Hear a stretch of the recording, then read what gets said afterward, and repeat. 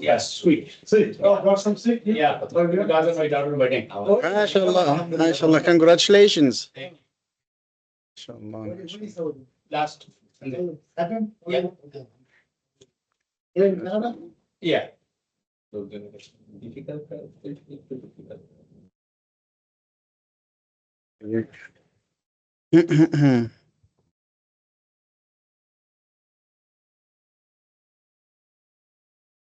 عليكم السلام ورحمة الله وبركاته. ما شاء الله. أيوه. So, بسم الله الرحمن الرحيم والصلاة والسلام على أشرف المرسلين سيدنا محمد وعلى آله وصحبه أجمعين. We continue the Arabic classes. This is the third meeting.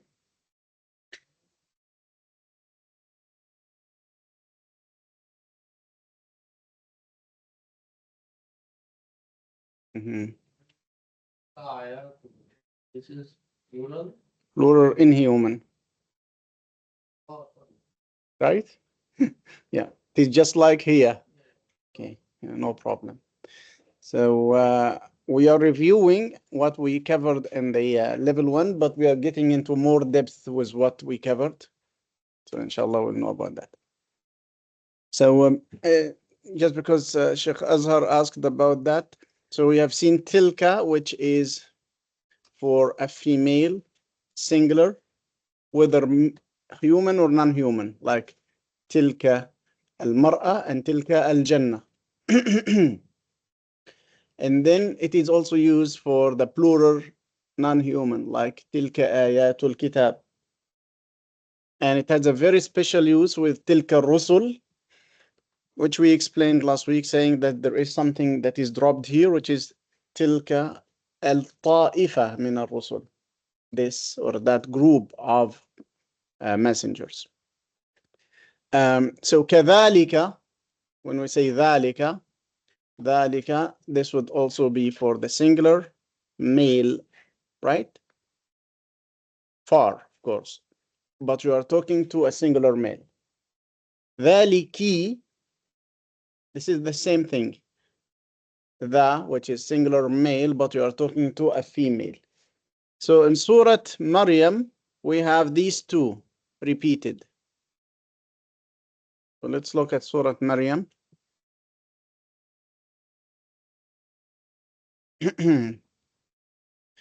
So both Sayyidina Zakaria and Maryam said the same thing. Zakaria he wanted to get a child, but he was so old. So when he was giving glad tidings that he would receive a child, he said, how can I receive a child while I'm very old? Sayyidina Maryam, she didn't expect to get a child while she is not married. So when she was given the glad tidings that she would bear a child, she said, how can I bear a child while I'm not married? So they said the same, or similar phrases. And the answer was similar. So here is what Sayyidina Zakaria said. قال ربي. He said, my Lord. And how is it? أن يكون لي غلام. The word غلام in Arabic means a baby, a child, a boy. أن يكون لي غلام وكانت امرأتي. What's امرأتي? Yeah, my wife. امرأتي عاقرة. She was barren. She didn't give children. وقد بلغت من الكبر عتيا. While I'm so old. الله خير. So the answer is here. قال. So the response was from Allah subhanahu wa ta'ala. كذلك. كذلك. So this kaf means like this. So this is ذلك. And the kaf means like. So, or this is what. So, yes. Okay. So, yeah. So we have here ذلك and كذلك. We know ذلك, which is that. But the kaf means like. So this is like. Oh, we are recording. We have people online, mashallah, with us. Like you say, anta kazalik. أنت كذا same to you. Yeah. So Allah subhanahu wa ta'ala says the answer to your like wondering is like this you were created. So if you are wondering how I can get you a child while you are so old, like this you were created. كذلك قال ربك. This is how your Lord said هو علي هين. It is easy on me. And وقد خلقتك من قبل ولم تك شيئا. I have created you and you were nothing. So the important thing is just to focus on كذلك. كذلك. Because Allah subhanahu wa ta'ala is talking to Zakaria. Okay. Now if we move some ayat, then she says, yeah, subhanallah, says, قالت أَنَّا يَكُونُ لِي غُلَامٌ. How can I get a baby or a boy? وَلَمْ يَمْسَسْنِي بَشَرٌ. No, yeah, no man touched me. وَلَمْ أَكُ بَغِيًّا. And I was not a prostitute. قال كذلك. Now you see the difference. قال كذلك قال ربك هو علي هين. This is what your Lord said. It is easy on me. Okay, but he did not say I created you while you were nothing, because this is different. With Sayyidina Yahya, he will be born from a male and female, and like that Sayyidina Zakaria was born. But Sayyidina Isa is so different. So he did not say the complete sentence that is different. He said, وَلِنَجْعَلَهُ. He said, so that we will make him, which means that there is no precedence to that. وَلِنَجْعَلَهُ آيَةً لِنَا. So that we will make it him a sign, a miracle for people, a mercy from us. So we focus on كَذَلِكِ and كَذَلِكَ. So why are they different? That's right. Yeah, number 9 and number 21. So ذلك is the same ذلك. We are referring to the same thing, which is getting a child. But we are talking to different people. We're talking to singular, both singular. But one is male, so we said كذلك. And one is female, so we said كذلك. And they are in the same surah and they are in the same context, subhanAllah.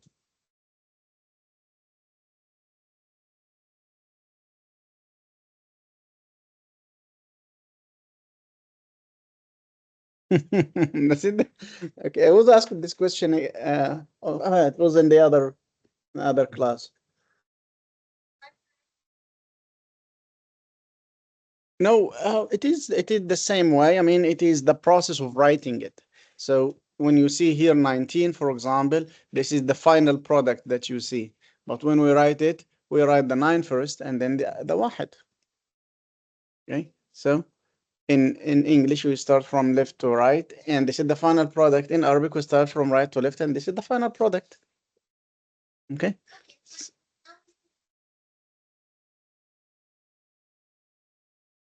So, where do you see it? First one. Yeah. Why do you think it is from left to right? You see it from left to right because maybe because you are programmed to look at it in this way. But we in Arabic we write it from right to left. How is it? 19. Yeah. You start with the right thing. Yeah. 9 and then 10. Yeah. So it 19 means 9, 10. Which is, yeah, we start with the 9 and then the 10. Yes. From the right to left. Actually, 1 and 9 looks like opposite in English, so that's why she confused. No, but here it is 20, so 0 is first. It is similar to English. Similar, yeah. Yeah, it's a totally different word. Oh. عشرون. How is 91? So 91 is واحد وعشرون. So still from the right to the left. Yeah. واحد وعشرون. 22. So in for the numbers, you pronounce the numbers when they are ones, just you pronounce them. When they are in twos like teens, then you pronounce also from right to left. When they are in hundreds, we start with the 100, with the far left. Then we go to the far right and we end in the middle. So if it is 321, then we say 321. Okay. And then as you move more, we do the same. So 3321. We always in the second. So for example, we are in which year? 2000. We start with 2000. 2025. Yeah. 2025. But when we write it, we will write it in the same way. 2000, and then we will go 5 and then 20, and then we put the 0. So as the way we pronounce it, we write it.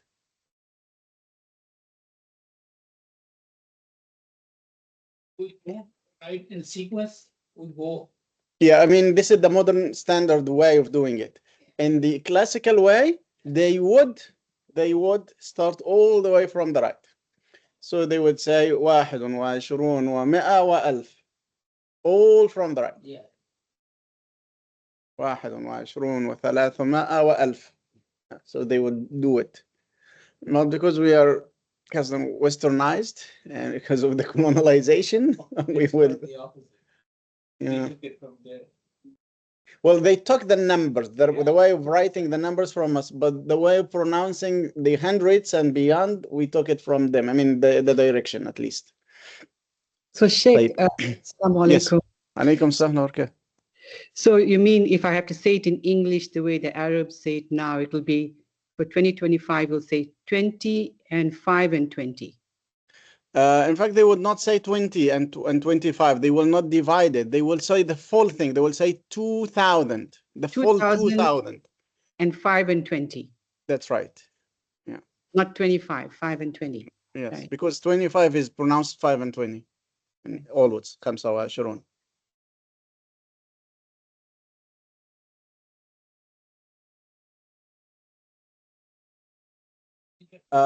You would be able to be understood by Arabs, but they will not interact with you on the same level. They will see you as so special.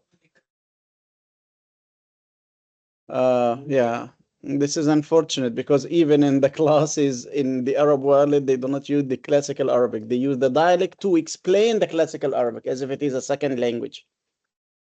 Okay, so we are using English now to explain classical Arabic. They will be using their local dialects to explain classical Arabic. But the news, we can understand it. Mhm. Side. They will understand it. Can listen the news, Arabic news. Yeah. That would be helpful. Yeah, but they will know that you are not a native speaker, Yeah. because no native speaker speaks like this. I mean, in this age of ours. Okay, alhamdulillah. طيب. So today we covered two things. We stopped at أسماء الإشارة. So we finished the ضمائر and أسماء الإشارة. I had looking at إسلام الشمسية والقمرية, المذكر والمؤنث. Yes. كذلك means like that, and the same way. So we said that this is Surah Maryam, right? Ayah number 9. Yes. I can send them to you. I mean, or you have the video, so you can look at them at the video. I mean, I'm just using them for writing examples. If you would like.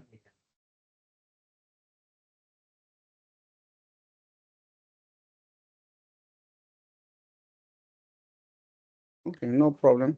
I will send it to you if you would like, inshallah.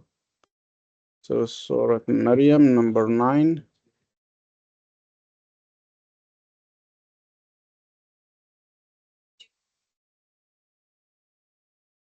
Yeah, I'm just using it for writing notes because we don't have a board. So, and for the recording.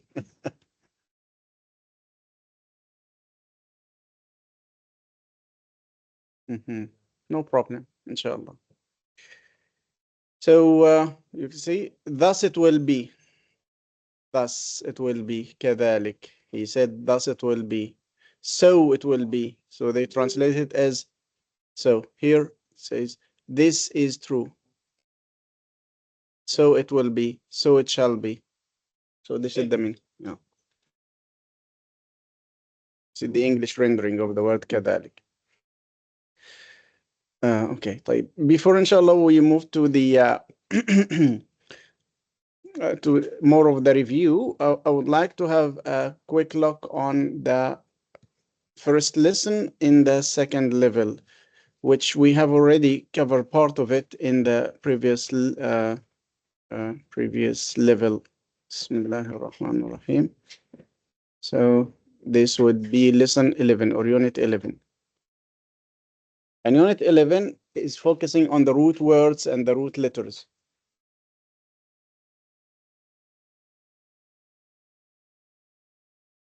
And 98% of words in Arabic, they all return to roots.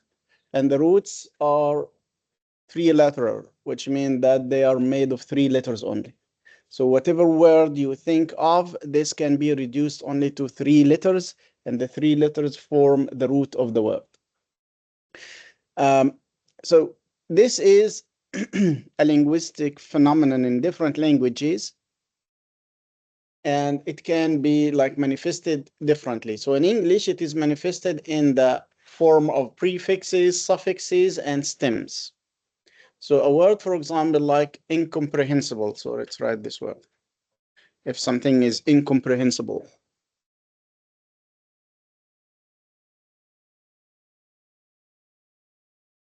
It's a long word, many letters. But we can divide it, right? So we know that in means not. Yes. But Sheikh Osama, can you please tell them to lower their voices? And then we have comprehend, which means to understand. And then we have able, which means to be able to do something. And this will give us the adjective.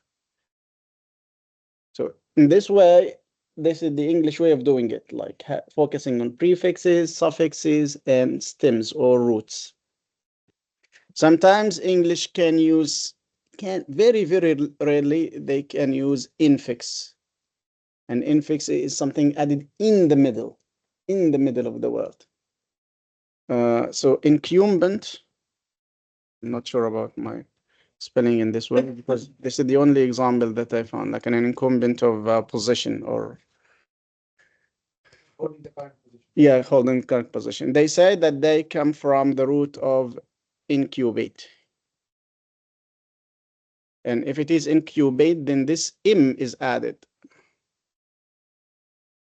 And so this m would be considered an infix in the middle. So prefix coming at the beginning, infix in the middle, suffix at the end. And if something is added both at the same time, you cannot just have one without having the other, then this will be called a circumfix. For those who would like to read more about this. So whether it is a circumfix, a prefix, a suffix, or an infix, all of these are called affixes. And the process is called affixation. Affixation, adding morphemes. We call these parts morpheme. They are not words, but they are parts of words. Like un is not a word, but it gives a meaning. So it's called a morpheme.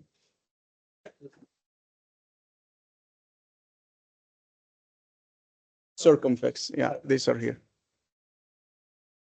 And I said the fifth one, which is the word that gets all of them, it's called an affix.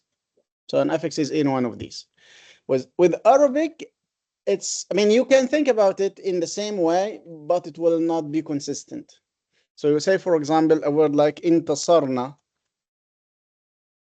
Intasarna. We were successful, or we were victorious. You can say something like nasara.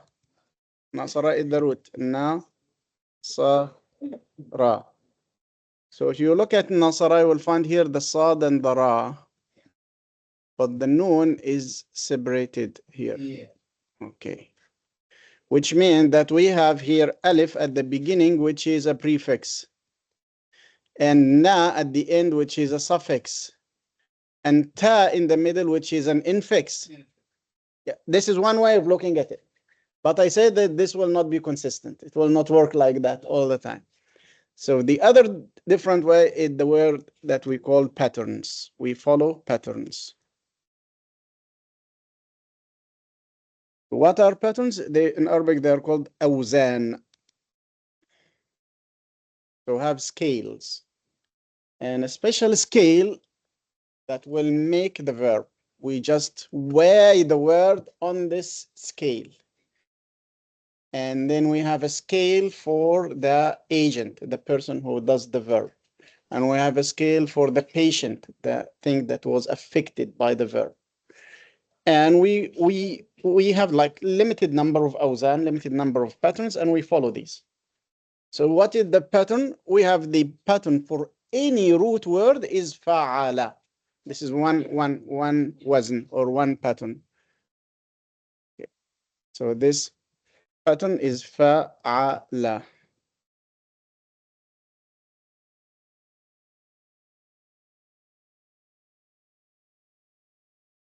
So fa was a fatha, a was a fatha, and lam was a fatha.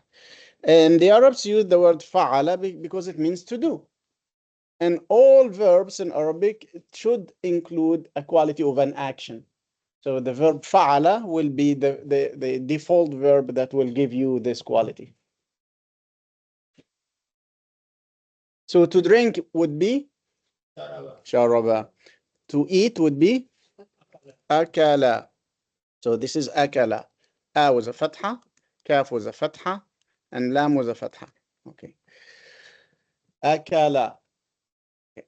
Now this is important. In English, we say to drink. To drink, this would be called the infinitive. Infinitive, which means a verb without conjugation, without knowing who did the verb. So to drink. To drink, who drinks? No one. This is just the verb. In Arabic, you cannot have the verb separately, independent. You have to get it, yeah, to conjugate it with a pronoun. So the default is he, which means the default is the past with the third person. So while in English it is to plus the infinitive, the root in Arabic would be the past tense, not the present tense. So akala, which means he ate. He ate. Yeah. He ate. But when we translate, we say the verb to eat, because we do not intend to speak about who did it. We intend to speak about the verb, but we cannot just get the verb out of its doer. So we translate it into the infinitive. When I say shariba, I don't mean who did the drinking. I just focus on the verb, so I translate it as verb to drink. So while you will find that in English we are using the infinitive, we are always using the past. In Arabic, referring to the infinitive, referring to the root. Okay. Muzakkar and singular. Yes. Singular past. Yes. Human. Yeah. Okay. Yeah. For all of us. For all of that. Okay. Fa'ala. So this is, yes. Sorry. You. Akala, the alif with the hamza, I thought that meant I. It's a. It's a glottal stop with a fatha. A. But doesn't stand for I rather than he? Yeah, but if this is is added, if it is added as a prefix, but if it is part of the verb, we'll come to this inshallah to see the other patterns, to see the other awzan. Eat. Literally, it means he ate, but here we mean verb to eat.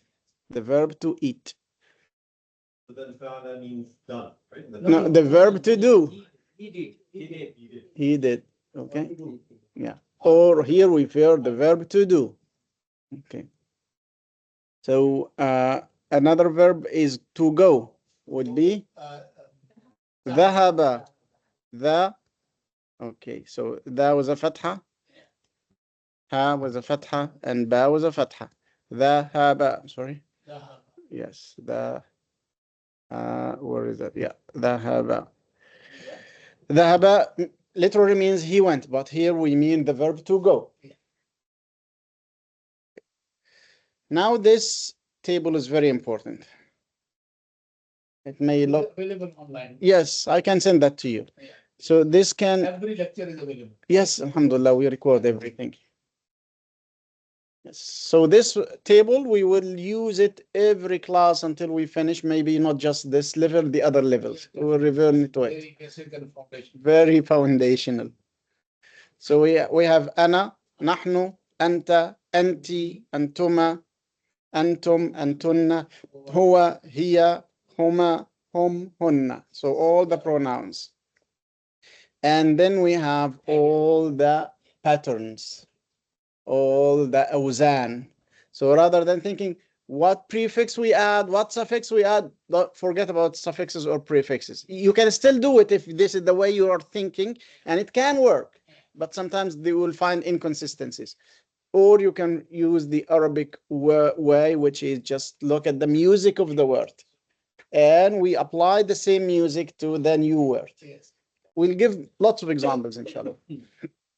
So as you can see, each verb of these has got something in red. And look at this. All of one has got something in red, except this one. Yes. Because this is the root. Dhahaba. Yes. That's why we take it always to make it the infinitive. Because it doesn't have any addition. It is the root. It is Huwa. Yeah. He. single. He is coming from. Third person. So the root is the one that has no additions. Just the verb was now without any additions. This means he did. That's why the very ayah that we have been looking at starts with qala. Qala means he said. Says. Where is he? Yeah. We don't have he Yeah. because we don't need. The verb is by nature means he did. Any verb without any addition in the past means he did. This is what is the root letter of this is already two letters. The pattern could be three letters. right? Yes, yes. Yeah, and the root for this is qaf, waw, lam. Inshallah, when we go further into that, we will see what happens if a verb has got a middle letter, which is alif or waw or ya, because it has special case. This is him. I mean, for this verb, فَحَمَلَتْهُ, she bore him. Hamala, yeah. So we start with the verb. No problem to start with the verb in Arabic. You don't need a pronoun. You don't need a noun. Because we have verbal sentences and we have nominal sentences. Remember in the previous level, we said that we will just look at the nominal sentences. Nominal sentences, which mean that sentences made of nouns only. Like al-bint jamila. Al-bint jamila. Noun. Bint is noun. Yes, and jamila is noun also.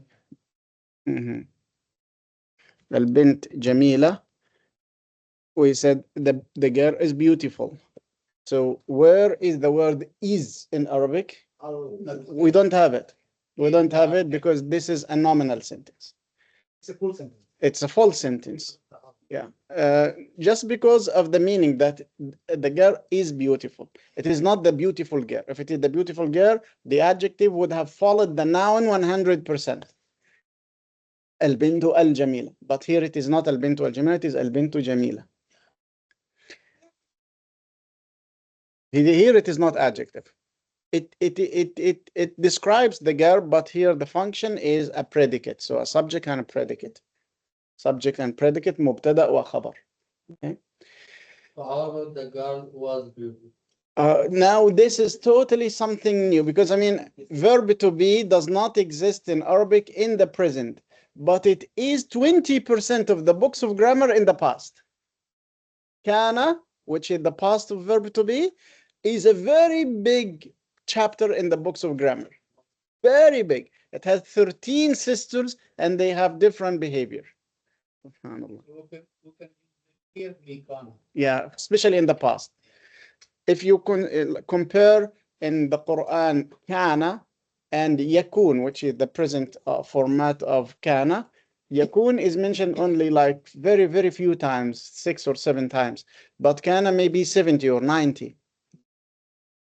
Right. So looking back at the table, if it comes with ana, we have the present and we have the past.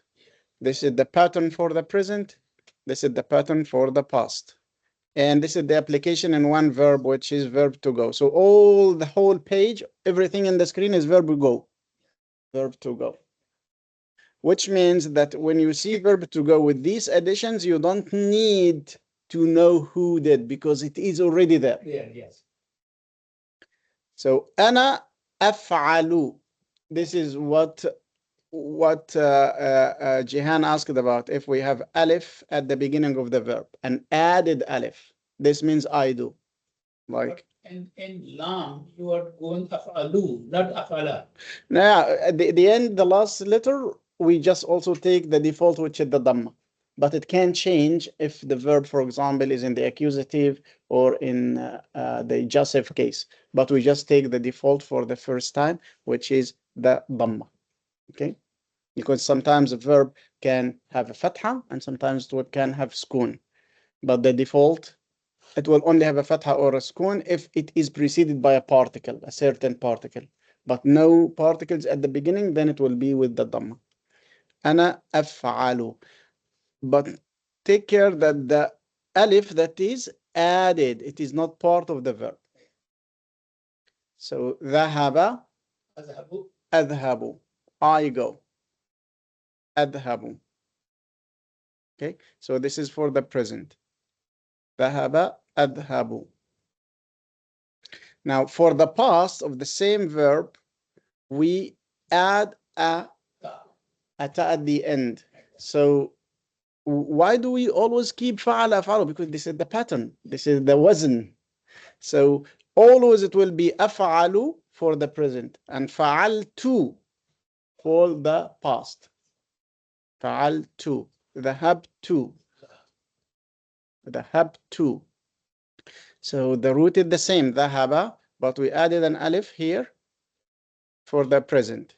And we added a ta at the end with a dhamma, ذهبت, which means in the past. So if we apply this for أكل, أكلت. Okay, now أكل already starts with an alif, with a hamza. So we do not need to add it. Yeah. So it is the same thing. أكلت, this word I ate. But what about I am eating or I eat? أكل. So I add another one. أكل. أكل.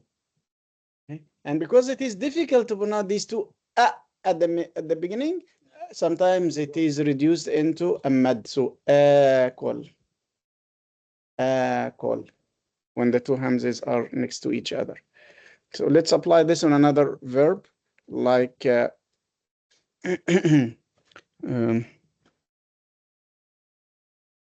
Masha. Let's have another verb like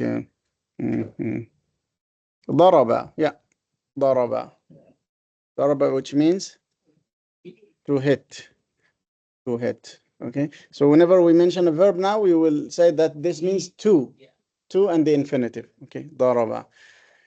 Now, if I would like to say that I hit. Okay. Okay. أضرب. Okay. But the verb hit in English is hit in the present and hit in the past. So we say hit in the present. Okay. So أضرب. Yeah. Mm-hmm. Yeah, there will be some changes that we will explain, inshallah, when we have different types of verbs. But we look now at the addition of the letters. The past would be ضربت. Yeah, this ta with a dhamma. ضربت. ضربت. What does adribu mean? I hit. I hit. Hit. Daraba mean to hit. To hit. Warm up. Yes, Or to hit. to hit yeah. somebody. Hit, to hit. Yeah. To hit. And darabtu is I. There is no hitted, but it is hit in the past. Okay. Now let's have a longer verb, like to become arrogant. Istakbara.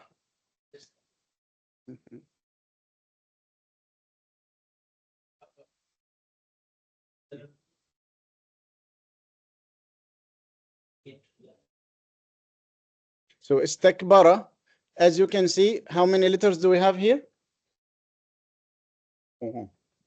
What are the root? Okay, so how did we get the root? This is important for Mimi. How did we get the root?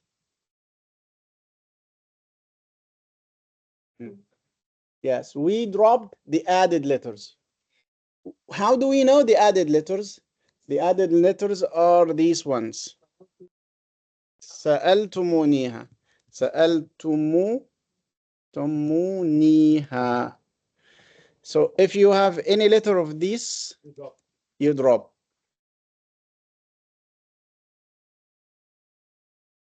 So if you have any letters of these in the verb or in the word, this is an added letter. So we have here a sin. So this sin should be dropped, right? We have an alif at the beginning. There is an alif here. And the ta, we have the ta here. And you should be left with only 3. So we are left with 3 that make a meaning. Kabura, which means to become big. So this Saltamuniha in these words never can be used in anyone. They can be used. I mean, the word Saltamuniha itself has got a meaning and it has got a root by itself. But it is 99% these are added, and you should be left with 3 letters that make a meaning. Yeah. Because, I mean, if you say Saltamuniha, all are added letters, then you drop all the word. No, but it has got a root by itself. Yeah, then one is part of it. Yeah. So for istakbara, we drop the alif, sin, and ta. And we are left with kabura. And kabura means big, kabir, right? So istakbara means to see himself as bigger than others, to become arrogant. This is showing ana. No, still, this is part of the verb. We have not added anything. Oh. So this is just the verb.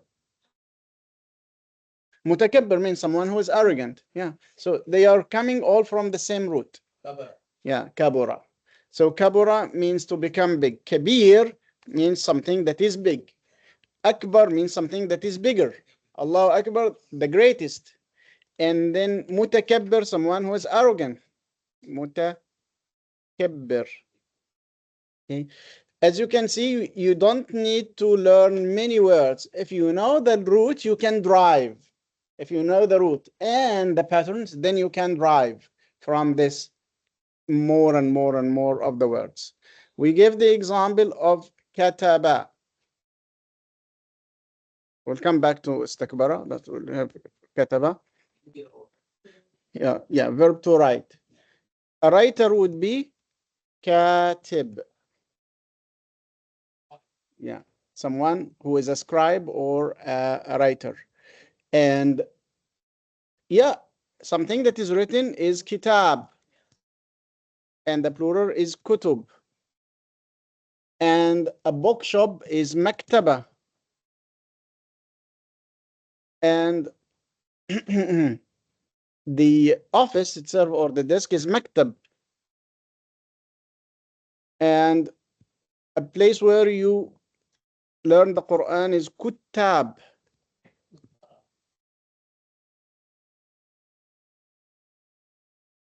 Kuttab, which is still from the root of kataba. Kuttab means a place where you learn. Kuttab, which is the kuttab in the maktaba is the bookshop or the library. It is the traditional institute of learning the Quran. Yeah, it is a feminine word. But then we have, if you come together and write a pledge or write something in donation, and you write your names to be the shareholders and to start a new project, and you are the initiator of this will be a verb called in Arabic iktataba. Iktataba, which means to collect signatures of people on a common cause. Iktataba. All are coming to the same root, which is to write. And a letter used to be called maktub. And in fact, there was an email service called maktub like years ago, but it is now no longer there. Maktub. So as you can see, from one word, you can derive many words from the same root. Sorry, Sheikh, what is maktub again? Maktub is a letter. More than one letter? A letter like a message that is sent by mail. Maktubat or makatib. Well, it depends on, I mean, because it isn't a classical word that is not used these days. People would say barid or risala. So makatib can work as a jama' taksir, and maktubat can also work as a feminine plural.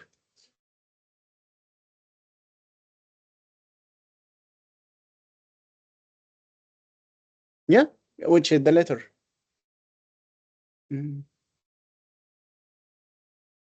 Yeah, it is ism maf'ul, so in something that has been done.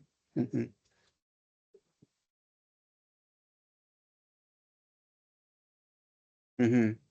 there's just so many variations. So, what does you want us to take from this? Because a lot. Yeah, just to know that there are patterns, and each time we will have some pattern.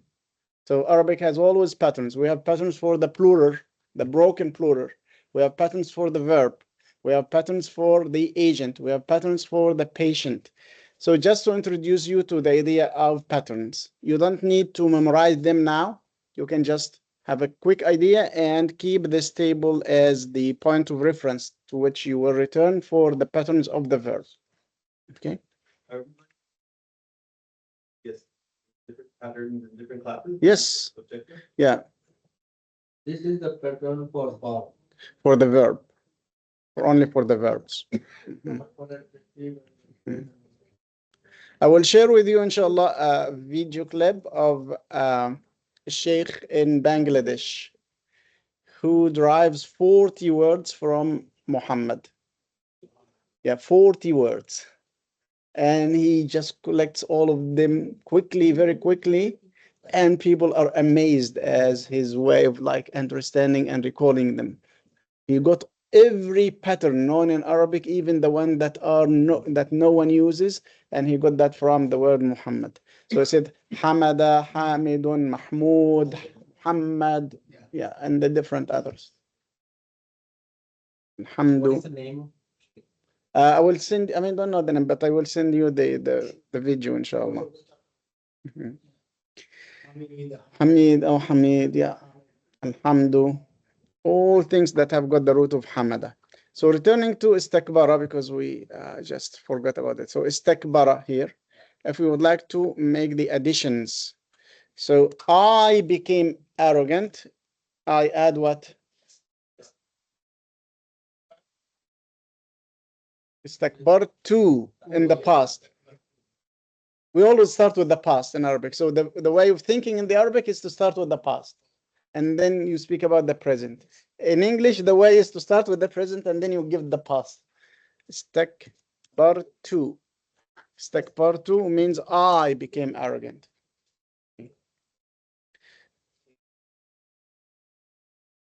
Okay, istakbartu. Okay. So. Yes. It's not true that Alif is about here, we don't need to have that. Because you have this two at the end of the verb, this means I did. Yeah, so this replaces the I. What is the stuck bar? Mhm. What is the root? Like we said, Yeah, kabura, kabir. kabara. Yeah, to become big, to think of himself as bigger than Because others. you can take the other ones out. Yeah. That's what you said. Yeah. Yeah. So the book here gives you examples of this. He says the word يخلق. He created. He creates. He created. يخلق, he creates. Yeah. Then خالق. This is the creator. خلقوا. They created. Yeah. خلاق is a big. Creation. Well, خلاق means someone who creates but with wisdom. Even the word اختلاق, which means to make up something. Okay. So all of these have got the root of خلق. And خلق by its own way as a verb, which means he created, or the verb to create. These are the added letters. Alif, Hamza, Ta, Ta marbuta, Sin, Lam, Nun, Ha, Waw, Ya, Ha, Waw, Ya. And easier to remember these added letters by looking at the word سألتمونيها. And سألتمونيها itself is a full phrase, which means you asked me for it. You asked me for it. Another scholar looked at these words and he said, I can drive another phrase, which is اليوم تنساه. اليوم تنساه. So if you look at these, it has got the same letters. سألتمونيها, but I mean in different order, so it gets just a new اليوم تنساه, which means today you forget it. Today you forget it. So it is told that a student came to a teacher and said, tell me about the added letters in Arabic. What are the added letters? He said سألتمونيها. I said, I didn't ask you. He said, اليوم تنساه. He said, by Allah, I will not forget, but just tell me. And he was telling, he said, I answered you twice. Subhanallah. اليوم تنساه. Okay. Right? So here we have some of the verbs. So خرج, to get out. Mhm. To go out. To go out. دخل, to enter. Mhm. جعل, to make something. Okay. And you will find in the Quran lots of جعل. Jala, yes. Jalna. جعل السماوات, جعل الأرض, جعل البحر, جعل, okay. Mawta wal hayat. الموت والحياة. Yeah, خلق means to create, and جعل means to make something easy for someone. Yeah. To ease it for someone. So خلق السماوات والأرض, he created the heavens and the earth. And then جعل الأرض ذلولا, he made the earth easy for you. Or is it actually something like this? In khalaka means creating from Nothing. nowhere. Jala means creating from somewhere. Yes, yeah. To start from something that is already there. That's why we use with people جعل, but we never use خلق for humans. We don't say he created this. I mean, in English we have the word create, where you have creation, which is invention. But in Arabic we never use the verb خلق to refer to that. We use another verb, أبدع. Okay. Then we have سمع, to hear. Here. علم. Alima means to Mhm. So let's look at alima. From alima, we can have a scholar who is alim. Okay. And the plural of scholar would be Ulama. ulama. So they are still from the same root, ain, lam, mim. And then we have knowledge itself, which is Ilm. ilm. And we have the name of Allah, the all knowledgeable, alim. Sami al-alim. Okay. And then the one who knows everything, Allam. Allam. Allam al-ghuyub. Alam. So So alim, alim, alim. Mhm. Okay, and then we have the word sign. Sign or miracle. It's a, yes, but from this same root, we have the word alama. Alama, which is a sign. One word, ma'loom. Ma'loom, which means known. Something that is known. Ma'loom. So all of that coming from the same root, which is alima. Alamin also came from. Yeah, that's what.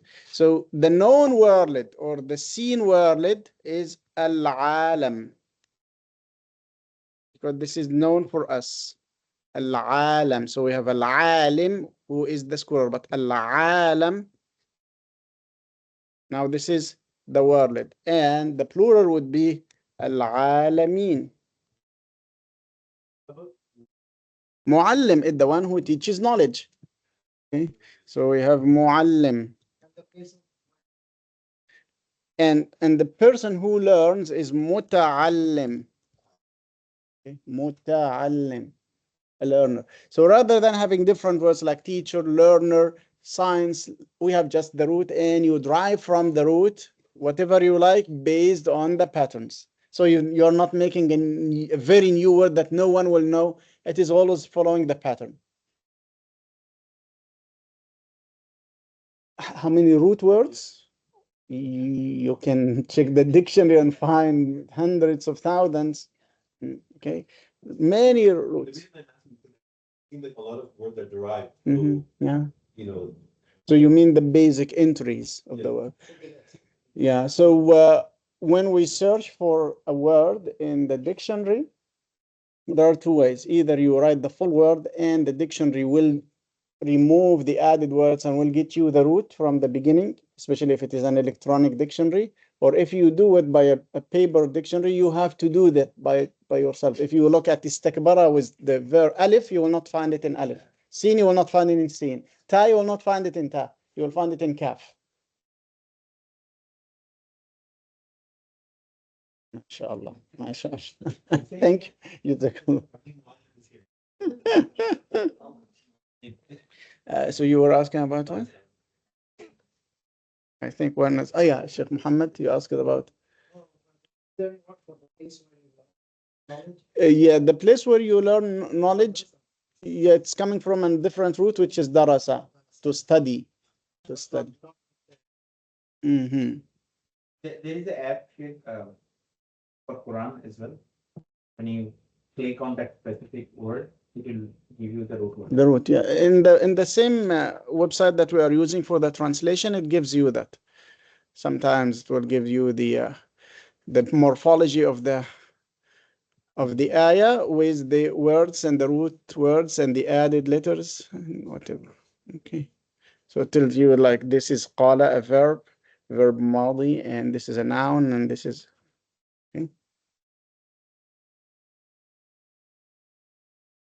No, nothing is too late. Nothing is too late. Well, it's long, but I mean, you take as much as you can from it. You are not in a hurry, and you're not going to be like an imam in the Arabic language. You just need to understand and to enjoy. Because you start enjoying Where it. it is going to end. Mhm. SubhanAllah. Al-Imam al-Kisai. Al-Imam al-Kisai, this was a merchant. He was a very successful merchant in Baghdad. And at the age of 55, he went to sell some of his merchandise to a group of Bedouins. So he spoke with them, and they mocked him, and they kind of made fun of him because of the way he was speaking. They said, "You don't know about Arabic grammar. You are using the accusative in place of the nominative. You are adding a fatha here and a kasra there." And this really made him feel hurt. So he said, "I will stop my merchandise and I will learn Arabic."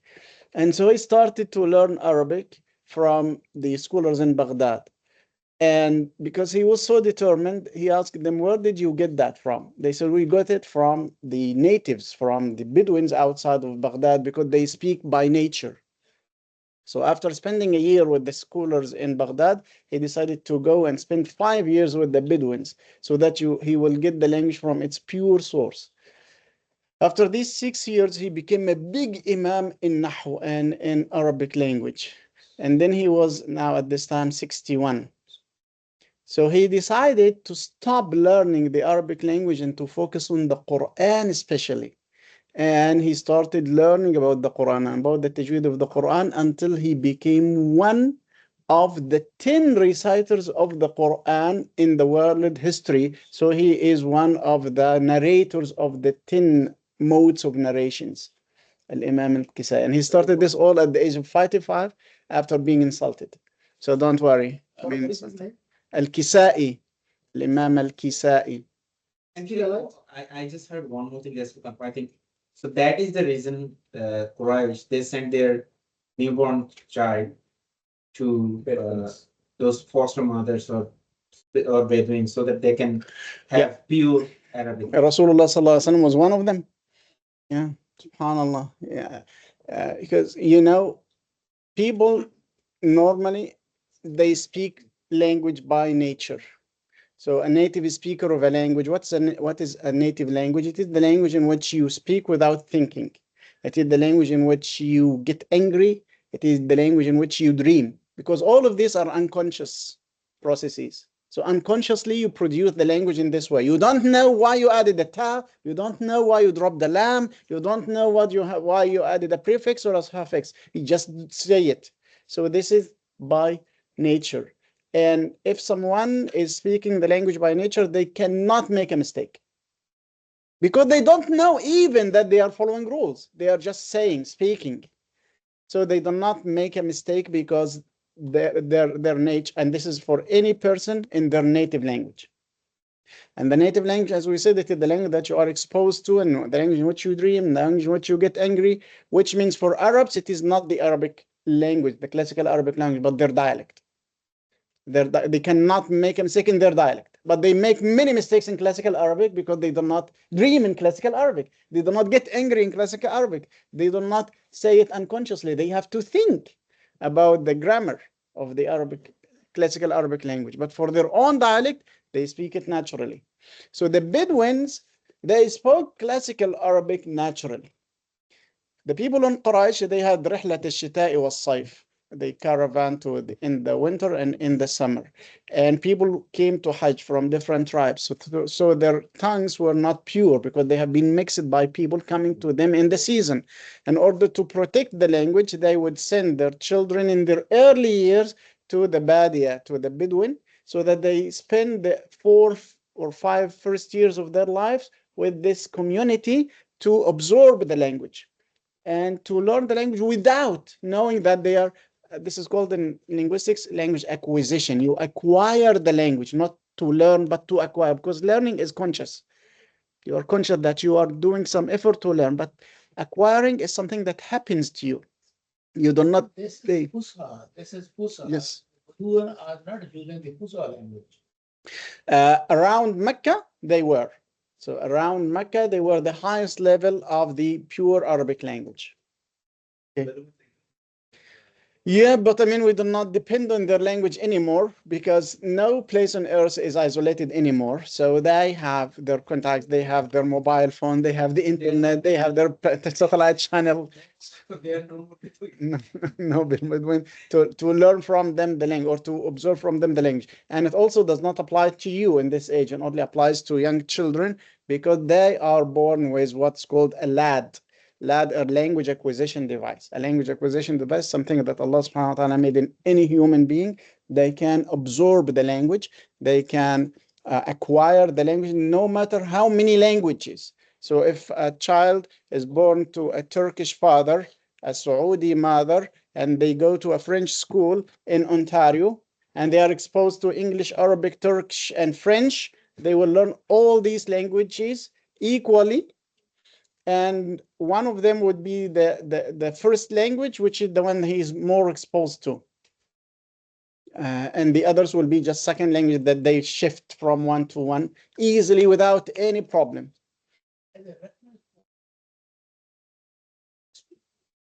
Yes.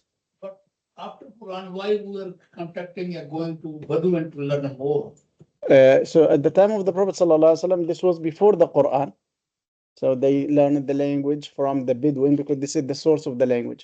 Now with the Quran, as the Quran was coming on, this was the theory of Ibn Khaldun and other scholars that don't teach children anything, just make them learn the Quran. And once they learn the Quran, they will speak the Arabic language naturally. Yes. And they used to do this with students in Andalusia. And they were. This is my point. This should be the reference. Quran should be the reference for all grammar. Yeah, this is interesting. In Indonesia, the children were more competent in Arabic than the Arabs because it was a second language for them. So they were using their local languages, which are like European languages for everyday life, but using the Quranic Arabic for interaction in Arabic. Now, the Arabs, they thought that they speak Arabic, and so they did not focus on Quranic Arabic, thinking that they are the same, but they are not the same. So they became less competent. And I taught Arabic in Concordia University, and I had some students coming from Arabic origins, and they are speaking their dialect at home. So they thought that it's easy. We know all of these words, but they don't know about the grammar. And so they fail. And they do not get high grades. And the Americans or the Canadians who are non-natives totally get higher grades because they exert some effort. And these Arabs think that, well, it is the same as we speak. It is different. It is a different language. I mean, maybe the words are the same, but the grammar are different. Egyptians would never use كذلك, for example. Yeah. Nor any like Arab would use كذلك. Yeah. No. Or something like this.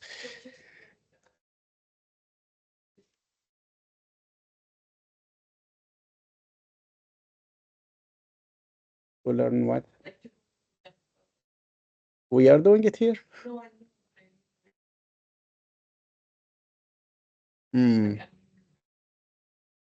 الجامعة الإسلامية in Medina Munawwara for this.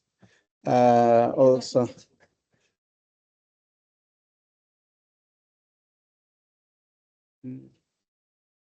The native language, but now it's hard to Yeah, find that because now there's a mix of. yeah, but now we have the Arabic language exists in 4 levels. Some scholars say 5 levels, and they are adjacent to each other, and people use them every day in their lives. So we have it's called the Darija, or the so-vernacular language, which is only the people of one city would understand each other. So even Arabs would not understand each other, like a Moroccan and an Egyptian. If Moroccans are speaking to each other, the Egyptian would not understand because it is vernacular for them. And it's still Arabic, but so vernacular. Then a higher level than this, for more acceptance, would be the regional dialects like the Egyptian and the Moroccan, or the Libyan and the Saudi. When they come to speak to each other, they like agree on a level of commonalities. So they try to avoid anything that is obscure in their dialects and not use it, so that you make it easy for the other person to understand. But you can notice that they are using different dialects even in the interaction. And then this is the third level, which is modern standard Arabic. Modern standard Arabic, which is Fusha Arabi, but it doesn't have the diacritics, it doesn't have the harakat, it doesn't have the i'rab, it doesn't have the nahu. It normally uses just words that have got sukun at the end. So they do not think a lot. They just think about the pronunciation of the word itself, but not about the grammar of the word. And this is in most TV programs in use, and also in the discussions of the highly educated. Yeah. They use the Fusala. Yeah, the modern standard, Yeah, modern. not the standard, but the modern standard. And then the highest level is the classical language, the classical Fusha language, which is the language of the Quran, the language of khutbah, Yawm al-Jum'ah, the language of highly educated religious scholars. Communicate with this language. So language Arabic don't communicate. Arabs would jump from one level to the other in the same day, depending on the situation. So in their dialogues, they will use a lower level of the language. If they are giving a monologue, they will use a higher level of the language. So if you give them a microphone and say, speak about yourself, they will become really embarrassed.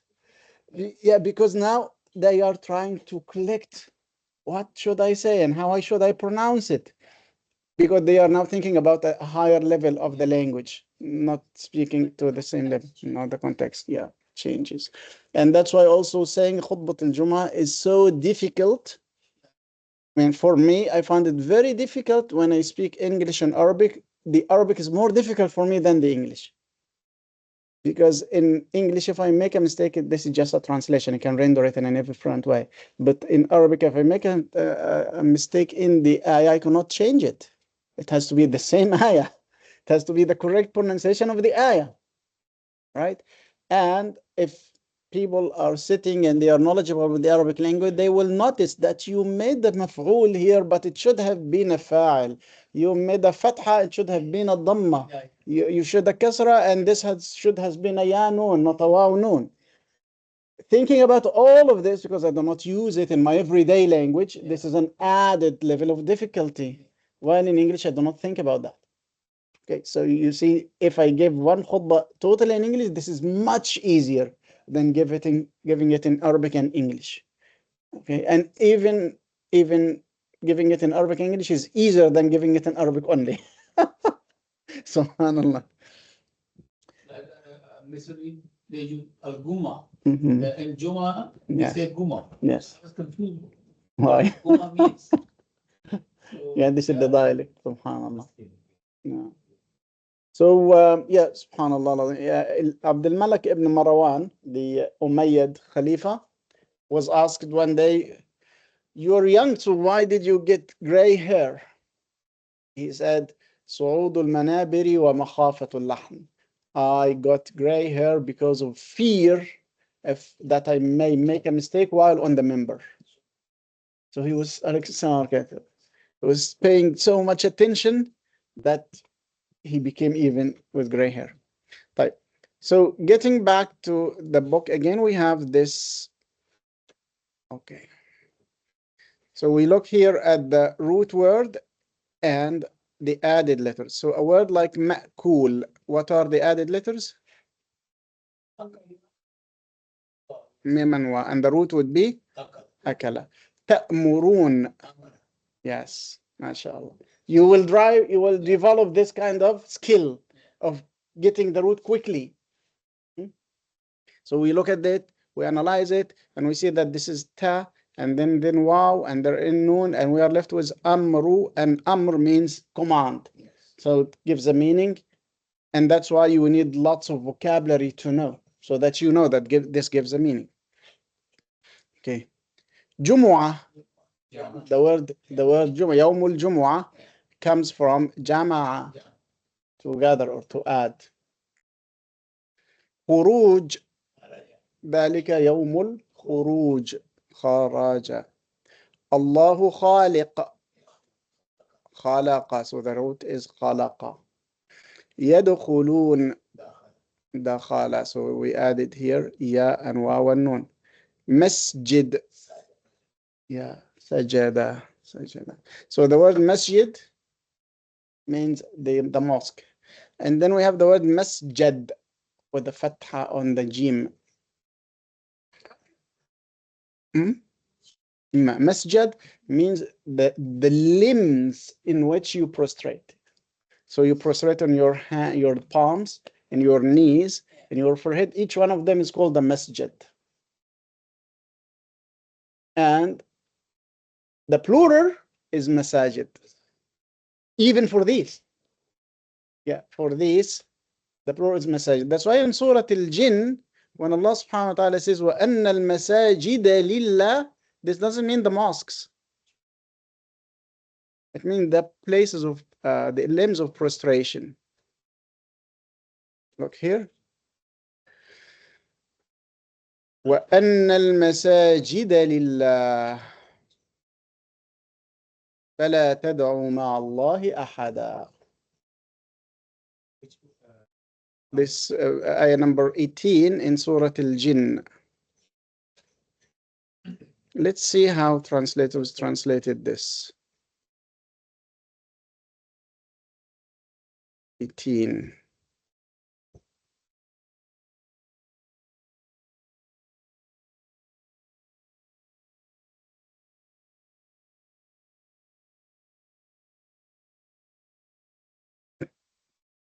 Mhm. Mhm. So one said the places of worship, the mosques, and one said the parts of the body placed on the ground during prostration.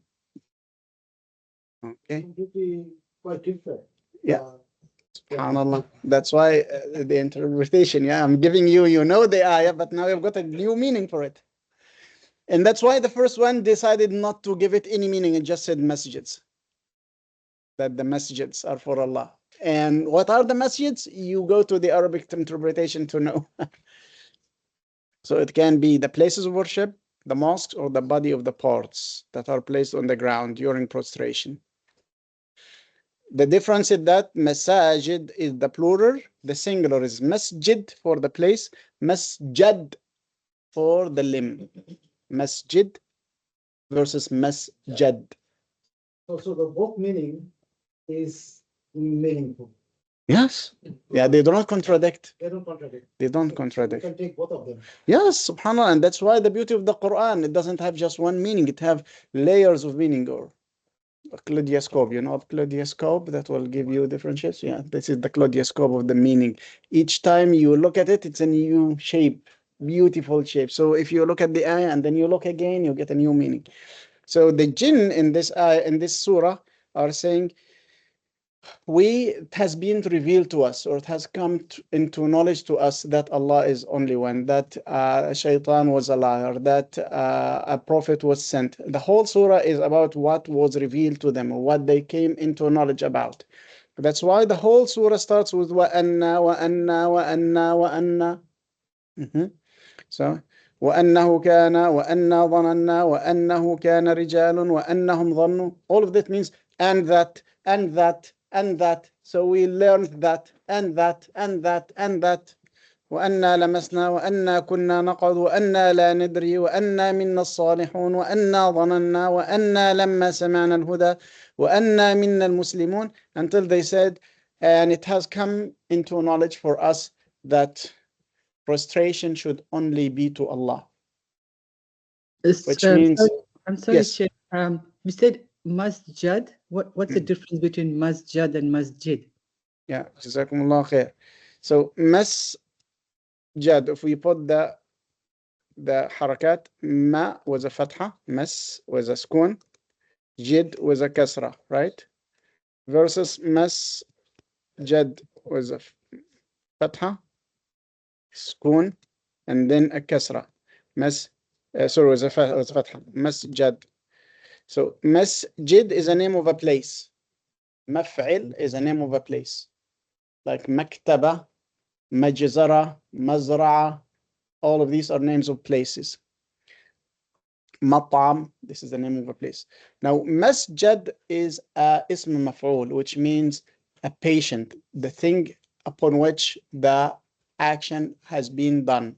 So you prostrate, the thing that has prostrated, the thing that has been affected by prostration is the limbs in which you use for prostration.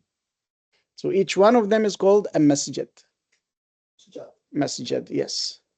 Masjid. But in the ayah, it doesn't say masjid, it says masjid. Yeah, because the plural is the same for both of them. Oh, So so the interpretation of limbs rather than a place of worship comes from, I'm trying to see what qualifies it as place of worship versus the limbs that are prostrating in that ayah. Yeah, it is the same plural for both words. So interpreters had got these different meanings because the singular is the same for both meanings, or the plural is the same for both words. So they looked at the sentence and they said that this surah al-Jinn is Makkiyah, so it was revealed in Mecca. Okay, and this is one of the early surahs that were revealed to the Prophet sallallahu alaihi wasallam. And the jinn in this surah, in fact, they say that we used to come closer to the high sky. And we used to get knowledge about what has come to be decreed for the humans. But recently, when we tried to get this knowledge, we have been burned. فمن يستمع الآن يجد له شهاب رصدا. Whoever overhears now will be burnt by this shihab, this star. So they didn't know why this happening. So they say وَأَنَّا لَا نَدْرِي أَشَرٌ أُرِيدَ بِمَنْ فِي الْأَرْضِ أَمْ أَرَادَ بِهِمْ رَبُّهُمْ رَشَدًا. So we didn't know why this happened. In fact, this happened because Muhammad sallallahu alayhi wasallam received the message of Islam, and as a sign of starting the message of Islam, no more access for the jinn to the higher levels of the sky, of the heavens, to know about the future. No more. So when they went to the Prophet ﷺ to learn about the Quran while he was praying, they received all this knowledge that no more doing this, know about this, know about this, know about this. And among the things that they knew about was that if you prostrate, don't prostrate to an idol. Don't prostrate to a person, but prostrate to Allah. Keep your limbs away from prostrating to anything other than Allah. So this meaning makes more sense than keep the mosques for Allah, because there were no mosques at that time, only the Kaaba. So keep the mosques, and it is in the plural, not the mosque, one mosque. So if it is one mosque, it would have referred to the Kaaba. But the mosques, keep the mosques only for Allah. There were no mosques. So keep the limbs away from prostrating to anyone other than Allah. Because the rest of the ayah says, فَلَا تَدْعُوا مَعَ اللَّهِ أَحَدًا. So do not call except for Allah. You see, the context gives it more credibility to have this tafsir. Jazakallah khair. Okay, subhanallah. طيب. So we are here. Masjid and sajada. Allama, like Ar-Rahman, allama al-Quran. So what is the root of allama? Alama or alima. And this means that this lam is doubled. So we drop one of them. يستغفرونه. What is the root? غفر. So you look at all of these letters, we dropped most of them. Because most of them, in fact, when they are added for a function. So this waw nun at the end means they, and this ya means in the present, and this ha means him. Yes. So all of these are added. Yeah. And the root of the verb is just غفر. مستقيم صراط المستقيم. Ya, Sin, Te, Waf, Noon, there is no He. At the end, استغفرونه. But in the words, yeah, And in the words we were referring, غفر, yeah, Ghafara, you mean the translation? They ask forgiveness of him. استغفرونه. who? Who? Yeah, this who means of him. All are like. Alima has got a kasra in the middle. Yeah. Yes. Some verbs behave in this, and they have a special category that we will study, inshallah. Yeah. Kafara, kataba. That's why I was struggling to get you a verb that follows the exact thing, because whatever I get a verb, I find that it has got something different. Mustaqim, الصراط المستقيم. So qama, or in fact the real root is qawama with a waw, but just to make it easier for you, it was qama, which means to stand. This is also qiyam came from. Qiyam, yeah, qama, qiyam. Kitab, yeah, kataba. But when you say Kateba, it means change. Why? Kateba. Kataba, Kateba means who wrote, he wrote. he wrote, yes. If we say Kateba, Katiba. yeah. Katiba, I think it is just kataba all the way. Yeah, kataba, not katiba. Maybe in the passive it is kutiba, but it is different. Kuffar, kafara. Kafara, to disbelieve. Makan, yeah, can, yeah, which is to exist. Maut comes from mat. Ansar, nasara, yeah, to help. Okay, طيب, subhanallah. So we'll now spend the remaining part of the class in looking at different words, and you get the root. Okay, so if we look here at, okay, let's look at this word. What is al-qasitun? Asata. Qasata. So what letters did we drop? First alif lam. We drop the alif lam. The alif lam is in fact added because it means the. Okay, and the waw noon, it is for the plural. Okay, so what are we left with?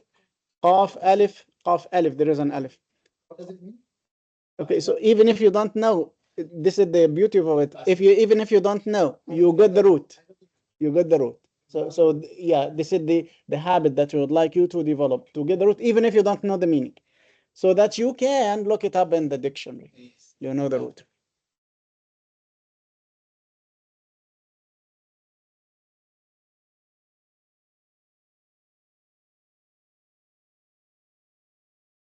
The word سألت. Yeah, سألتموني means you asked me for it. Well, it depends on if the letter is having a function. So I know, for example, that waw noon functions at the plural marker. I know that alif and lam function as the definite marker. So these are the ones that I drop, and I drop them like in calisters, not just one by one. So I know alif lam together, waw noon together, and ta marbuta, which means that the word is masculine, but it has been made feminine with the ta marbuta. Okay. So al-qasitun, the root is qasata. So what is the meaning of qasata? We leave it for you to discover, inshallah. Is it also relevant to the kisti boat? What is the boat? Kisti or kisti? No, kasata means To be just. just, yeah. In fact, the same word is pronounced in English. Qast, just. And qistas, justice. Socket, Justs, yeah. socket.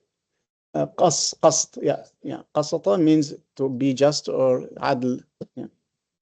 But there are some word, for an example, it started in the beginning of the surah. Alif lam mim, alif lam ra. So those does not have any. No, yeah, because these are different because you are pronouncing the name of the letter. You are not pronouncing words. You are not pronouncing the names of the letters. Like if you say, for example, W, Q. So if you spell queen, you will say Q, U, E, E, N. This is not a pronunciation of the word. You are spelling. And the first letter you said Q. You don't say K. You said Q. And the W didn't say what. You said W. All of this is the name of the letter. So Alif, this is the name of the letter, but A is the sound of the letter. Lam is the name of the letter, but La is the sound of the letter. So in any word, we pronounce the sounds of letters, but especially for these, we pronounce the names of the letter. That's why at the beginning of Surah Al-Baqarah, you have the three letters Alif, Lam, Mim. And the beginning of Surah Al-Sharh, what do you have at the beginning of Surah Al-Sharh? Alif, Lam, Mim. These are Alif, Lam, Mim, and these are Alif, Lam, Mim. But you pronounce these with the sounds Alam. And you pronounce those with the names Alif, Lam, Mim. Although the same three letters. That's why you are not left to read the Quran by your own. You have to listen to it and recite it on an imam or a sheikh who can correct for you.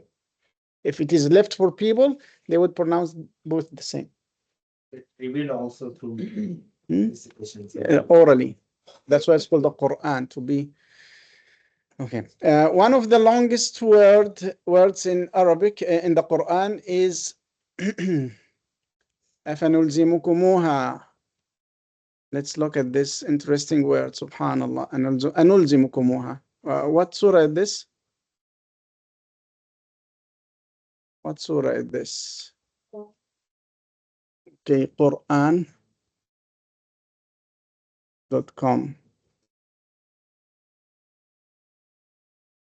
أيوة نلزمكموها نلزم yeah this is the one.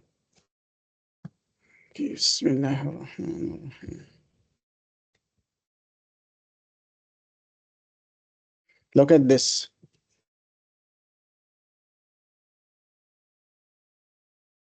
What the root would be?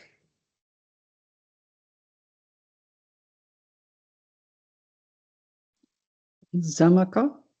No. Zamaka. No. No. Is So- this Zimuku? You're close. Zimaka? Zimaka? No. Lazana. No. So what does it mean? لازم excellent. ما شاء الله شيخ قاسم. ما شاء الله. لازم means make it لازم. No. Lazana. No. لازم means make it mandatory for you. Okay. So أنلزمكموها means should we. This is for questioning, should. And then nun means we. Okay. And then kum means you. And ha means it. Should we make it mandatory on you? So we are left with lazama.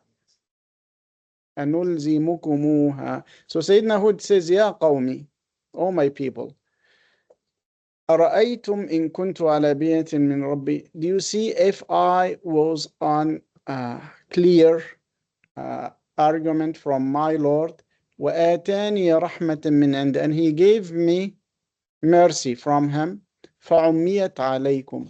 So you became blind to this mercy. How should we make it mandatory in you if you are hating it, if you are desisting it? أنلزمكموها. Yes. Why did you move kumu, for example? Like kaf is not part of the all letters. Yes, but I mean the meaning. أنلزمكموها, this is a full sentence. So it means you. So this is an added thing. What means you? Kum. Assalamu alaikum. Alaikum on you. Yeah, But group. It Kum. doesn't say kum, it says kumu. Yeah, because we have a wow after the meme. Ooh. Yeah, and it will be difficult to say نلزمكم ها نلزمكم ها. So we, in order to ease the pronunciation, we added the wow. نلزمكموها. But it is kum and kumu. Kumu is plural. Yes. Kum is plural. Oh, kum is Kum is plural. Oh, okay. And the wow is added for ease of pronunciation. What is ha then? It. It. Mhm. So look at the, this is Surah Hud 28, right? So look at the To translation. find the root, you really have to know many things. It's not just a matter of eliminating letters. Yeah, you should come at a full meaning of 3 letters. So when you said malaza, it doesn't mean anything. Malaza. But lazima, it means something. So you should come at a meaning at the end of 3 letters. I mean, novices like that, it's very hard because then you don't know the kaf, you don't know that. Yes, that's why it is important to know vocabulary. Subhanallah. Yeah. So look at this. Should we force it upon you while you are averse to it? So should we force it upon you? All of this is just one word. Sheikh, ana is I. Yes. Why did they say we? Should Because we? Allah subhanahu wa ta'ala is talking. Oh, it's Allah subhanahu wa ta'ala, not Lut. And Lot Hud. And even if Sayyidina Hud is speaking, he's speaking also in the we for respect and for high honor.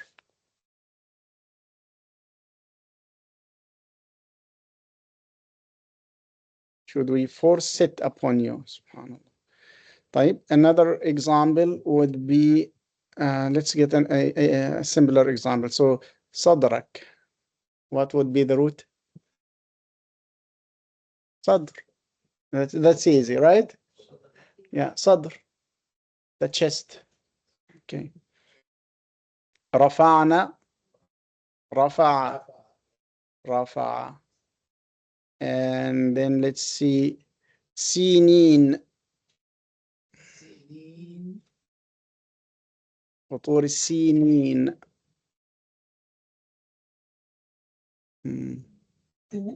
If we remove known and yeah, nothing left.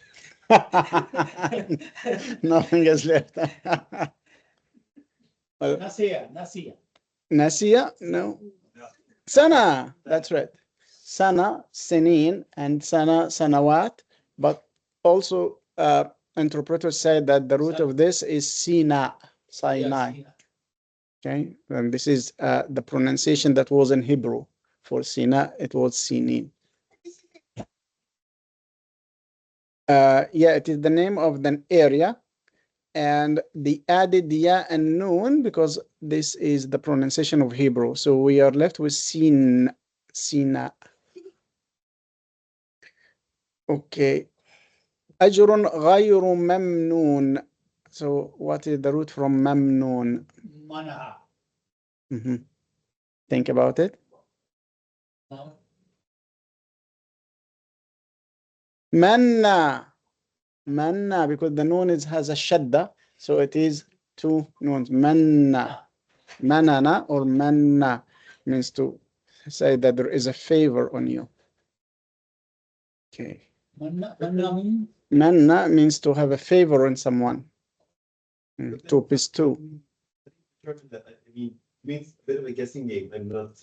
It's a guessing game, and that's why you have to take all the different odds by going and checking the dictionary. Does this make sense or not?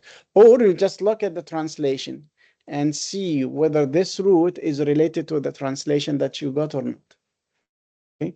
And the more we study, inshallah, the more you will get intuition into the roots. Because you are limited in vocabulary now, you find it difficult to know where is the root here.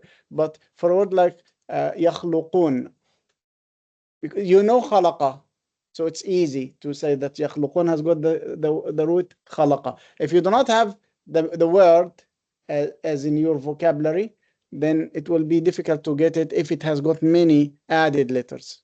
It's called added letters, but the reality is that it is not just added letters, it's added meaning, layers of meaning, added functions of words. Okay. Now return.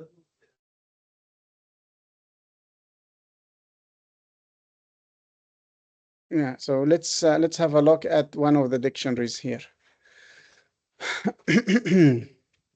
So the Arabic lexicon. Let's look at the Arabic lexicon. Not this one.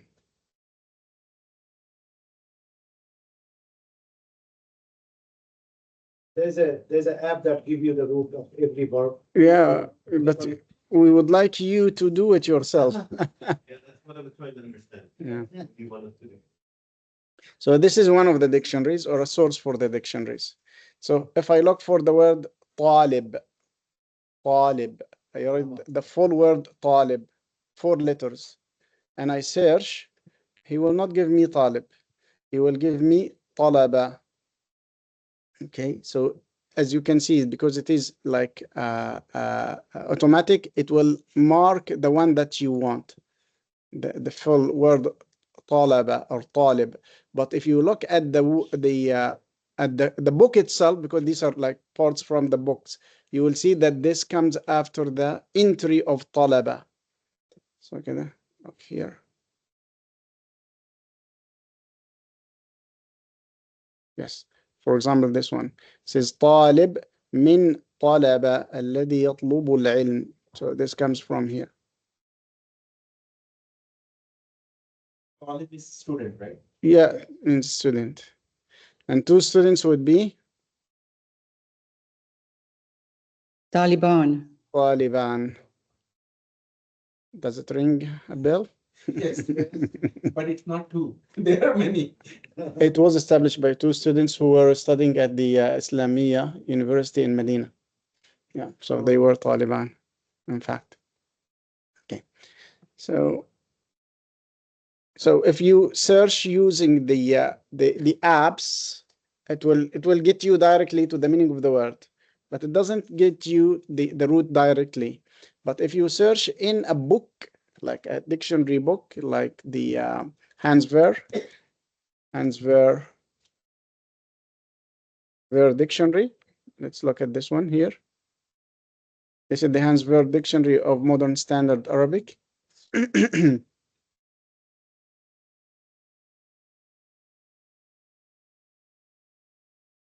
Yes, subhanAllah.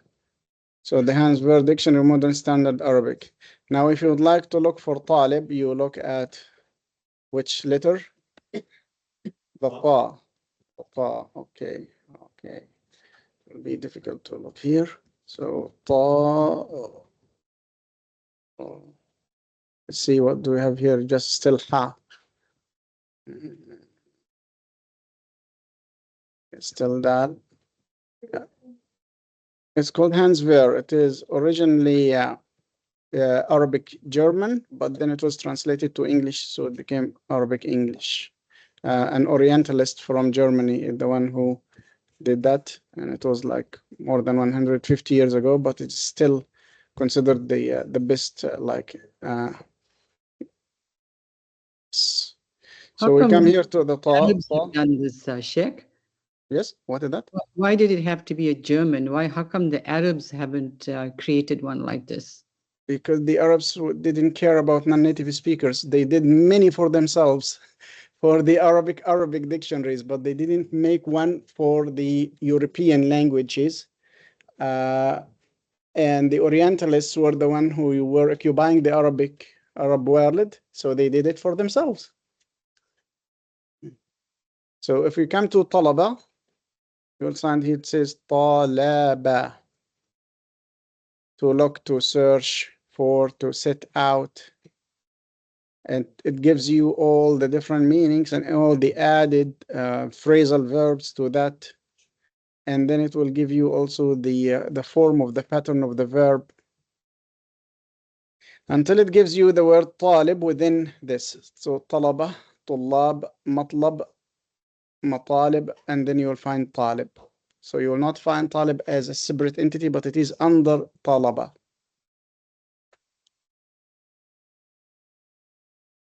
And it will gives you more and more examples of it.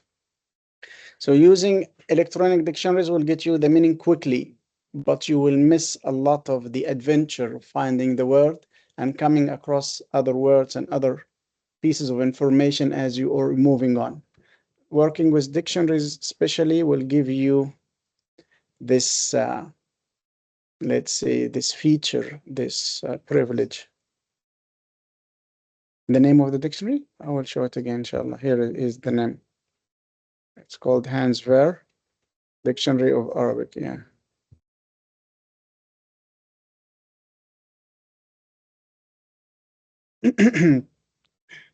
And before Hansver, like 250 years ago or 200 years ago, Edward Lane made a bigger dictionary of 13 volumes, English Arabic.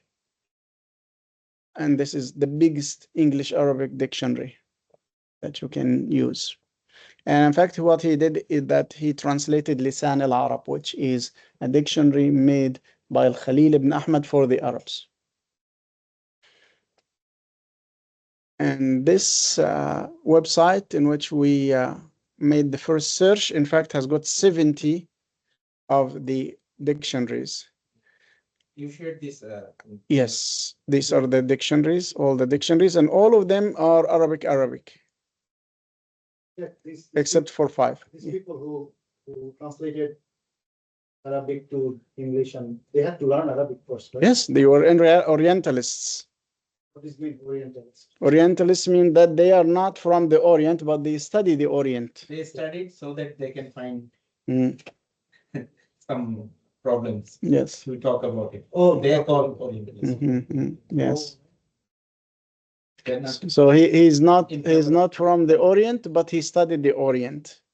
So Orientalism, Orientalists, and in fact they were mostly people who were paid by the church and by their countries in order to study the Arabic language, study the Quran, study Islam in order to find faults. Don't you have to be careful when you read their translation? Yeah, but this is a translation of the language, so there is no big problem in that. But there is a problem in their translation of the Quran. They have a big problem with the translation of the Quran, and they have a big problem with the Hadith, for example. Sometimes this is misinterpretation. Sometimes it is like intended to be like that. One translation, for example, is by Bell, Richard Bell. From the very beginning, Richard Bell says an English translation of the Quran by Muhammad with substantial rearrangement of the chapters. So this is at the cover, which means that the surahs are not in order. He made a different order from himself. He thought that Muhammad made a mistake in this order. It doesn't make any sense, so I'm making a new sense now for you. And so he made this translation for the Europeans to read. And he dropped some of the surahs. He got some of the surahs before others. He got some ayat from here to there. Oh, subhanallah. This is one way of like tinkering with the text. Today there is a translation called the New Reformist Translation. This is also very bad translation. Good translation? Well, it should be first written by a Muslim.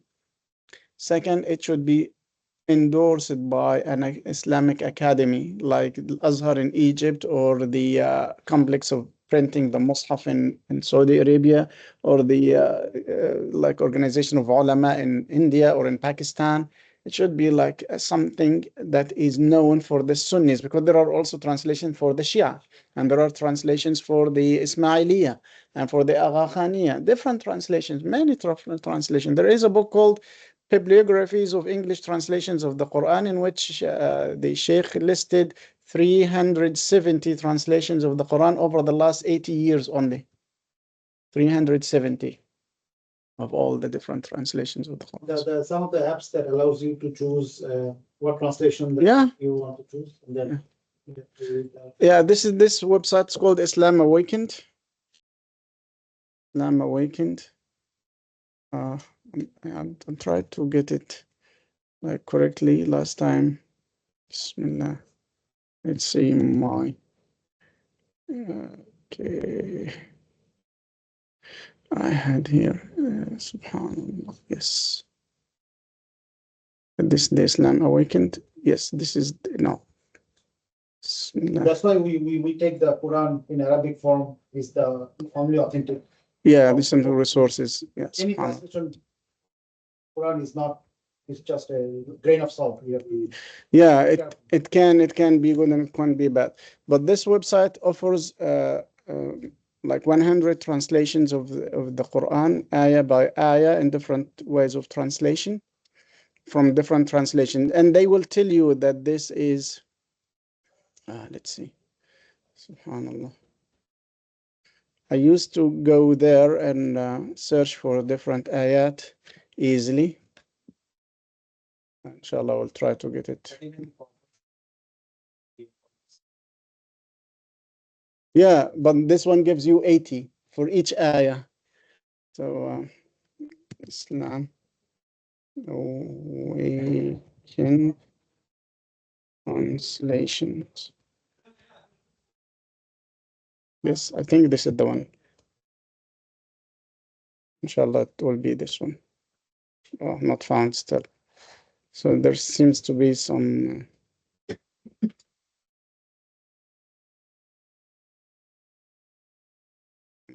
I don't know where it went, but it used to be there. Yes, here it works.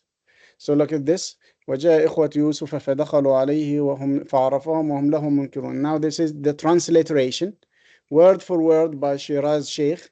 So, and came the brothers of Yusuf, and they entered upon him. So they do not care for this one about the English syntax, but they translate it word by word, which is beneficial in one way. And then they say generally accepted translations of the meaning. They get you these. And then they say controversial or status undetermined. these. And then non-Muslim or Orientalist, and then they give you these. Now new or partial or in progress, and then they give you these. Then obsolete or older editions, and then they give you these. All of this is for all the ayat. So we'll have lots and lots to study.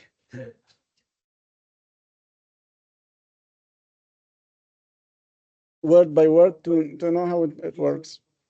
Yeah, or just pick one translation that you feel comfortable with and we refer to it. Like First focus should be first our understanding. Understanding the research, not the research. paper. Yeah. So it is another level. Yes. Is clear Quran? Yeah, a good translation. Yeah, but the importance is for the controversial, just try to avoid them. So these are try to avoid them. Yes. SubhanAllah. Yeah. Allahu Akbar. طيب. So what your homework would be? Okay. Finding 10 root words, good? 10 root words, inshallah.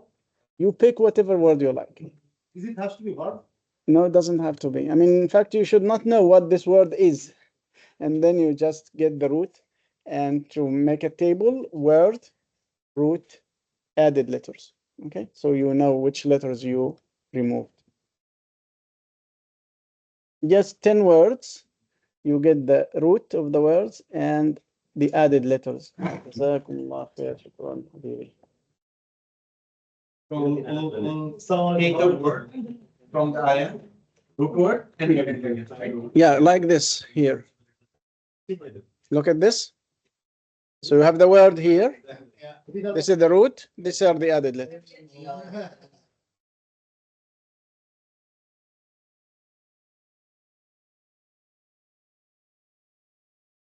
You don't want us to use the app to find. Yes, please. So you showed us a dictionary, this hands. Handswear. You want to use that?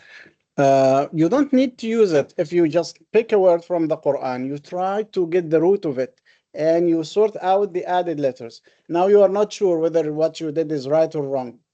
So you refer to the translation and see if this makes sense or not.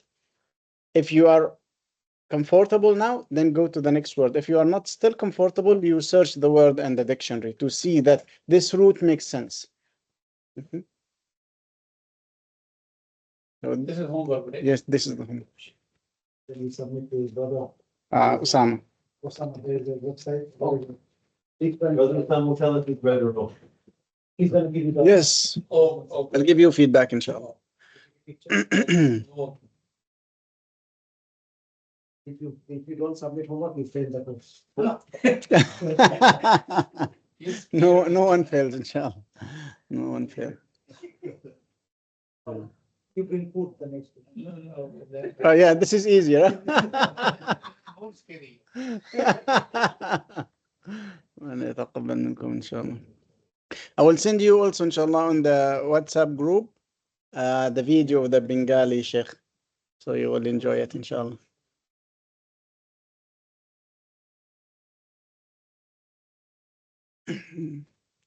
So subhanallah, while like Arabs did not have a problem with the writing system, they developed the writing system for the non-natives so that they can know the difference between Dad and Sad and Sin and Sheen, because there were no dots. And they had no problems with the grammar. They had to invent Arabic grammar for the non-natives because they were by nature speaking with a fatha, with a dhamma, with a kasra, without knowing why they are doing this. And so they had to make the rules of showing why this is done. And for the dictionaries, they needed to make the dictionaries because the non-natives didn't know about the words. So it was good that Islam was expanding and non-Arabs were entering Islam and they needed to know about that. And this helped, subhanAllah, establish the Arab and the Muslim civilization over the years, over the centuries. But in the later decades and the later centuries, when the Muslim world was mostly occupied, the Muslims stopped producing knowledge. They stopped producing knowledge and they became consumers of the invaders' sciences. The invaders themselves from the way they wanted to attack Islam, they served it, subhanallah. So the encyclopedia of hadith and the codification of the hadith of the Prophet ﷺ were done by Orientalists, because early scholars, they used to categorize the hadith into themes. So they would say the book of jihad, the book of marriage, the book of iman. So if you search for a hadith, you should know what is the category of this hadith before you go. You cannot just search alphabetically. But the Orientalists, because they come from a different mindset, they did it. Sorry about that. SubhanAllah. طيب. I don't even have to stop it. Stop, sir. Alhamdulillah. So what they did was that they categorized all the hadith alphabetically again, and they published it without commentary. And then they published the commentary later on. So from the way they wanted to attack Islam, they served Islam. And some of them was so much admiring Islam that they turned to become Muslims, including Martin Lings, for example, who wrote the Seerah of the Prophet ﷺ, and others. It's there. Yeah, and it is there. SubhanAllah. Yeah. Martin Link. Yeah, he wrote. So see you inshallah next week. Inshallah. Thank you very much, Jazakallah khairan.